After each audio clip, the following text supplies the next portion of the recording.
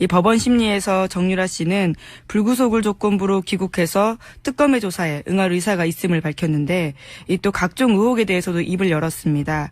그 이화여대 특혜 의혹과 관련해서는요.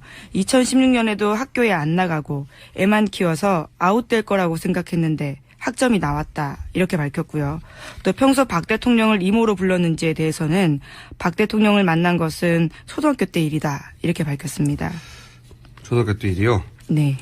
장시호 씨도 본인은 박근혜 대통령 딱 한 번 봤고 결혼식 때. 예, 청문회 때 그렇게 밝혔습니다. 네, 그게 이제 10여 년 전이거든요. 예, 2006년입니다. 그러니까 말을 맞춘 거죠.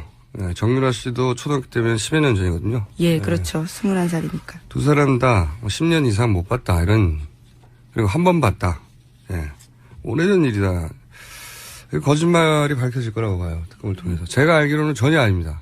제가 알기로는. 네. 특검 수사 발표 직전에 내가 먼저 말해야지. 전혀 제가 알기로는 사실이 아니고요. 자, 여기서 이제 학점 얘기도 나왔어요, 보니까. 예. 네, 학교에 안 나가고 아이만 키웠기 때문에 본인은 아웃될 거라고 생각했는데, 학점이 나와버렸네? 심지어 잘 나왔습니다. 예. 자기는 학점이 잘 나오는 것에 대해서 모른다는 거죠. 예. 그런 말이기도 합니다. 예. 자, 그럼 어떻게 학점이 잘 나왔을까? 어떻게 그렇게 됐을까? 자, 그게 이제 특검을 통해서 밝혀지고 있습니다. 예. 제가 이제 이화여대 교수님들 빨리빨리 잡혀가는 게 좋다고. 네. 근데 제가 이 방송을 하기 전에, 철균 교수님이 먼저 수사를 받다가. 네. 미안해, 이분한테. 빨리 방송을 통해서 말해줬어야 하는데. 빨리 잡혀가지 않으면 구속된다고. 이대 교수님들 중에 저는 구속자가 더 나올 거라고 봅니다. 빨리빨리 말씀해 주세요. 교수님들 이런 게 있습니다. 자기 논리 있잖아요. 예. 본인들이 굉장히 이제 그 분야에서 어쨌든 학문적으로 성과를 거둔 분이다 보니까 기본적으로 자기 논리가 있잖아요. 자기 논리대로 잘 설명하면 학생들은 끄떡끄떡 해주고 학부형도 끄떡끄떡 해주고 네, 교수님들도 상대방 동료들도 끄떡끄떡 해줄 수 있는데 검찰은 끄떡끄떡 해주지 않아요. 예. 이분들 그렇게 생각하고 이화관 구속됐죠? 예, 거기부터 얘기해 볼까요? 예, 이화여대 류철균 교수, 그러니까 필명으로도 유명하죠. 이인하 소설가인데요. 이 특검에 이제 구속영장이 떨어졌습니다. 오늘 오전 1시 31분에 영장이 발부된 건데요. 이 범죄 사실이 소명되고 증거인멸의 우려가 있다라면서 이 영장 발부 이유를 밝혔습니다. 제가 보기엔 이대 교수님들 중에 한 2분 정도는 더 구속될 가능성이 높다. 예.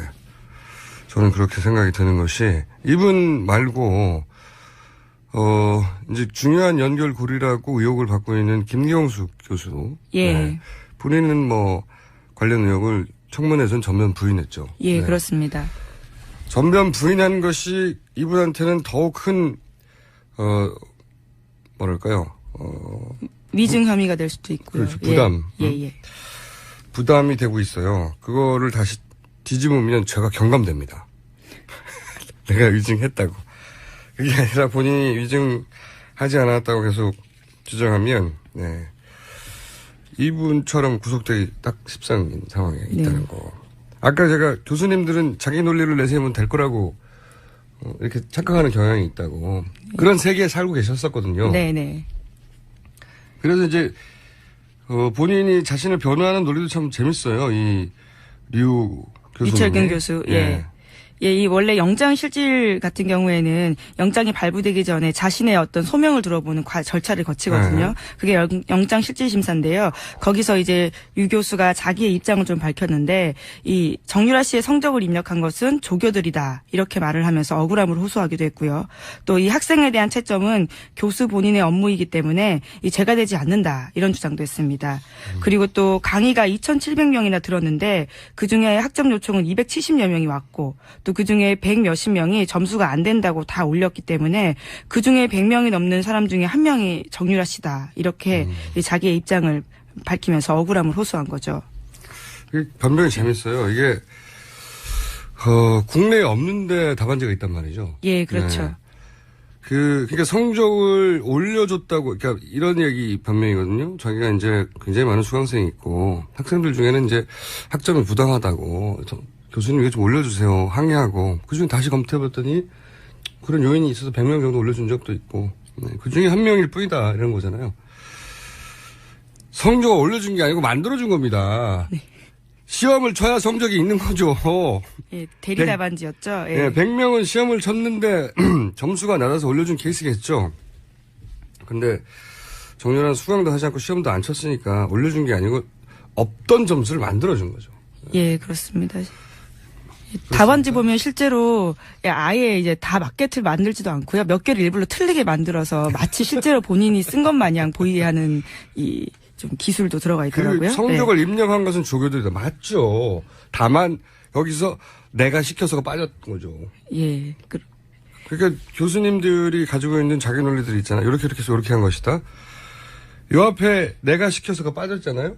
검찰은 그런 걸 보는 겁니다. 자, 그리고 이제 또 중요한 진술도 하나 있죠. 최순실 씨와 김경숙 교수가 잘 아는 사이 같았다, 아주. 네. 예, 그렇습니다. 그러면서 결국 본인이 그 김 교수의 부탁을 받고 이런 식의 이 정유라 씨를 봐주라고 이야기를 들었다라는 진술도 하게 됐는데요. 이 지난해 4월 달에 이 김경숙 교수한테 3번 정도 부탁을 받고 이 두 모녀를 만났었고 그때 김경숙 교수는 이 정윤의 딸이 학교에 들어왔는데 정윤의 딸이라는 이유로 왕따를 당했다. 그래서 우울증에 걸렸기 때문에 학교가 도와줘야 한다. 이런 논리를 펼치면서 본인에게 부탁을 했다라는 겁니다. 네. 저도 고기를 못 먹으면 우울증이 걸려요. 그러면 네네. 학교에 막 들어갈 수 있습니까? 시험 성적 잘 받고 말도 안 되는 소리인데 여기서 이제 또 김경숙 전 교수가 모든 걸 부인했는데 청문회에서 어떻게 말했는지 한번 들어보겠습니다. 김경숙 학장의 지시를 받고 정유라 학생의 학점이 관리될 수 있도록 시간강사들한테까지 연락을 했다라고 증언한 교수가 있는 거 아십니까? 그거는 그렇지만 사실과 다릅니다. 최순실 씨 언제부터 하셨죠? 9월 학교에 방문하러 왔을 때 그때 처음 언제 봤습니다. 2015년입니다. 2015년? 8월에서 9월 사이인 것 같습니다. 자, 하나는 벌써 이제 사실이 아닌 게 드러났죠. 네. 류철균 교수에 의해서 네, 청탁하지 않았다고 했는데 3번이나 부탁했다는 얘기 나왔고 그리고 이 부탁을 2015년 4월에 했다고 했어요. 근데 이제 김경숙 교수는 본인이 처음 최순실을 안 거는 2015년 9월이라고 했거든요. 네. 알지도 못하는 사이인데 점수를 올려달라고 3번이나 연락을 한 것이죠. 네. 인류애라고 봐야 될까요? 네. 어쨌든 교수님도 빨리 입장을 바꾸시는 게 좋다. 네, 좋은 일이고요. 참, 정유라 뉴스 보다가 제가 JTBC 특종이었죠. 네, 체포한 순간을 신고했었습니다. 네.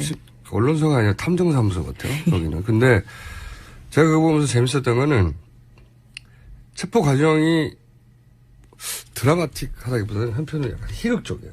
왜 그런 생각을 했냐면 희극적이다. 인터폴 적색수배 뭐 이런 얘기 나왔잖아요. 예. 네, 적색수배라는 게 살인, 강도, 강력범죄나 조직폭력배가 도망갔다든가 아니면 테러범 잡는다든가 그런 무서운 거거든요. 근데 이 올보르라고 하는 도시가 인구가 10만 명대예요. 예, 작은 도시. 우리나라 기준으로 치면 도시도 아니에요. 여기는. 아, 예. 네, 구 정도 되는 건데. 예. 근데 거기서도 외곽이라고 했거든요. 예. 거기서 이제 114로 신고를 했대요. 내가 네. 찾아보니까 신고를 하면 우리나라로 치면 지구대 가장 가까운 파출소에 연락하는 겁니다. 파출소. 그러니까 특검에서 인터폴 적색수배 막 했는데 막상 붙잡은 거는 덴마크 변두리에 파출소 경찰이었던 거예요. 네네. 그런 겁니다, 이게. 이게 어마어마한 수색대 혹은 인터폴이 출동해서 잡은 게 아니고요. 예. 그냥 동네에서 신고해가지고. 예, 파출소 정도면 잡을 수 있는 상황. 가까운 파출소 예. 경찰이 나와가지고 잡은 겁니다, 이게. 덴마크 파출소 경찰, 화이팅. 그런데 여기서 이제 남자 2명이 있었다고 했잖아요. 예, 그렇죠. 20대 남성 2명. 네, 이 남성들의 신원을 확인해야 된다고. 이 남성들이 뉴스에서 사라질 것 같은데 예. 그 아이를 이제 담당하고 있던 보모 역할을 하던 분은 계속 있겠죠. 근데 이 남성들이 사라질 거라고 봐요. 이 남성들을 찾아야 된다. 그 중에 한 명은 네. 그 정유라 씨와 함께 계속 있었던 그 마을 관리사여서 이아무개 씨라고요. 네. 거기 남편 신주평 씨와 그리고 신주평 씨 친구와 함께 그 계속 같이 생활을 하면서 이 단체 카카오톡도 하고 했던 그게 분이거든요. 확인되나요? 예, JTBC는 예, 들어가서 누군지 확인하지 못했는데 아직. 예, 저희 이제 이게 추정 뭐 아직까지는 뭐 취재하고 김은지 있는 기자는 어떻게 중인데요. 알죠 그것을? 예. 그 지자체 같은 JTBC 기자도 몰랐는데 저는 이 두 사람을 확인해 봐야 된다고 생각합니다. 네. 일반인들이 아닐 수도 있다. 자.